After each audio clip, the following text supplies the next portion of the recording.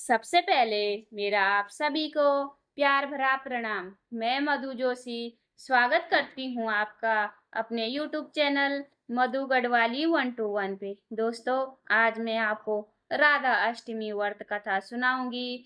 आप भी मेरे साथ राधा अष्टमी व्रत कथा का श्रवण करें। कथा ध्यान पूर्वक और पूरी सुनिएगा। राधा अष्टमी व्रत कब मनाया जाता है?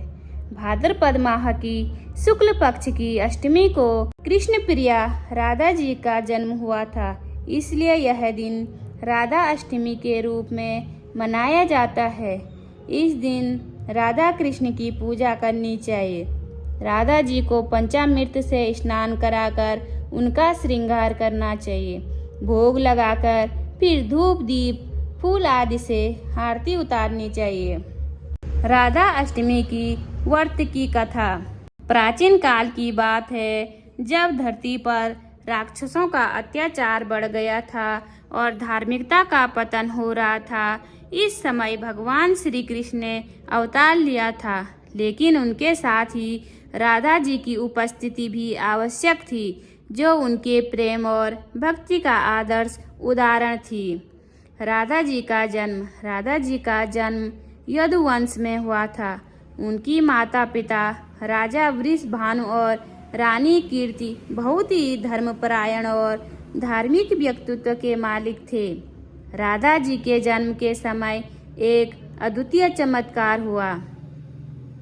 जैसे ही राधा जी ने जन्म लिया, उनके आसपास एक दिव्य प्रकाश फैल गया। इस दिव्य प्रकाश ने धरती को राक्षसों और पापों से मुक्त करने का संकेत दिया। राधा जी की महिमा का वर्णन करने के लिए बहुत सी कहानियाँ और कथाएं प्रचलित है। उनके जीवन में प्रेम और भक्ति की कई अद्भुत घटनाएं घटी। वे भगवान श्री कृष्ण की प्रिय सखी थी और उनकी भक्ति की गहराई ने सभी भक्तों को मंत्र मुक्त कर दिया था। राधा जी के प्रेम और भक्ति ने श्री कृष्ण को भी प्रेरित किया। राधा जी ने हमेशा कृष्ण के साथ गहराई से जुड़े रहने और उनकी सेवा करने का प्रयास किया। उनका प्रेम सच्चे भक्ति का उदाहरण है और इस प्रेम को लेकर कई अद्भुत कथाएं प्रचलित है। राधा अष्टमी व्रत की कथा। राधा माता श्री कृष्ण के साथ गोकुल में निवास करती थी। एक बार भगवान श्री कृष्ण को गोलोक में राधा नजर आए और कुछ समय वे अपनी सखी विराजा के साथ घूमने चले आए। जब राधा को इस बात का पता चला तो वे अत्यंत क्रोधित हो गई और तुरंत कृष्ण के पास गई। वहां उन्होंने श्री कृष्ण को कठोर शब्दों में उल्हाना दी। राधा का यह आचरण श्री कृष्ण के प्रिय मित्र श्री दामा को अच्छा नहीं लगा। बिना किसी विचार के श्री दामा के राधा को श्राप दे दिया कि वे पृथ्वी पर जन्म लेंगी। राधा के गुस्से के आहत होकर विराजा भी वहां से चली गई, नदी में रूप धारण कर लिया। श्री दामा ने श्राप मिलने के बाद राधा ने भी उन्हें श्राप दिया कि वे राक्षस कुल में जन्म लेंगे। इसी श्राप के परिणाम स्वरूप श्री दामा का जन्म शंखचूड़ दानव के रूप में हुआ, जो आगे चलकर भगवान विष्णु का महान भक्त बना। दूसरी ओर राधा ने पृथ्वी पर वृषभानु जी के घर पुत्री के रूप में अवतार लिया। राधा का जन्म वृषभानु के घर में हुआ था, लेकिन देवी कीर्ति के गर्भ से नहीं। जब राधा और श्री दामा ने एक दूसरे को श्राप दिया, तब भगवान श्री कृष्ण ने कहा कि राधा को वृषभानु और देवी कीर्ति की पुत्री बनकर पृथ्वी पर रहना होगा। मनुष्य योनि में आपके विवाह का संबंध एक वैश्य होगा, जो मेरे ही अंश का अवतार है। इस प्रकार आप पृथ्वी पर ही मेरी ही संगिनी रहेगी, लेकिन हमें पृथ्वी पर अलग होने का दुख सहना होगा। इसके बाद भगवान श्री कृष्ण ने राधा से कहा कि अब आप मनुष्य योनि में जन्म लेने की तैयारी करें। संसार के सामने वृषभानु जी की पत्नी गर्भवती हुई और जिस प्रकार एक शिशु का जन्म होता है उसी प्रकार देवी कीर्ति का भी प्रसव हुआ। हालांकि वास्तव में राधा का जन्म उनके गर्भ से नहीं हुआ था, भगवान की माया से उनके गर्भ में वाई आ गई और उसी वाई से राधा का जन्म हुआ।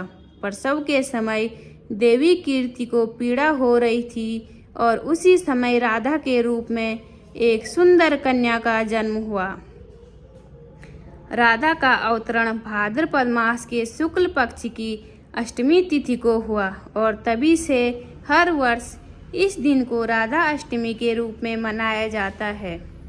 राधा अष्टमी के दिन एक विशेष पूजा की जाती है जिसमें भक्तजन राधा जी की महिमा का गान करते हैं।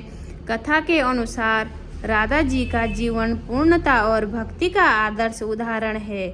एक बार जब श्री कृष्ण ने राधा जी से पूछा कि उनकी भक्ति का रहस्य क्या है, तो राधा जी ने उत्तर दिया कि उनकी भक्ति में केवल प्रेम और समर्पण है।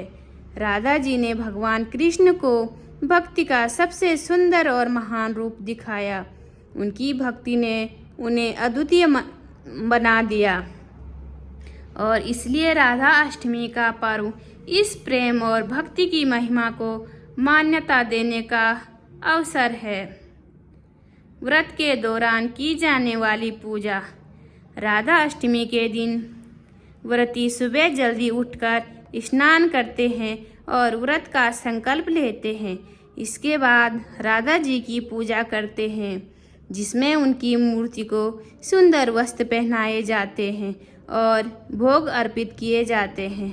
व्रती दिन भर उपवास रखते हैं और केवल फल, दूध और जल का सेवन करते हैं। पूजन के बाद भजन कीर्तन का आयोजन किया जाता है जिसमें राधा जी के भजन गाए जाते हैं। इस दिन को भक्त पूरी श्रद्धा और भक्ति के साथ मनाते हैं ताकि राधा जी की कृपा प्राप्त हो सके और जीवन में शांति और सुख की प्राप्ति हो सके।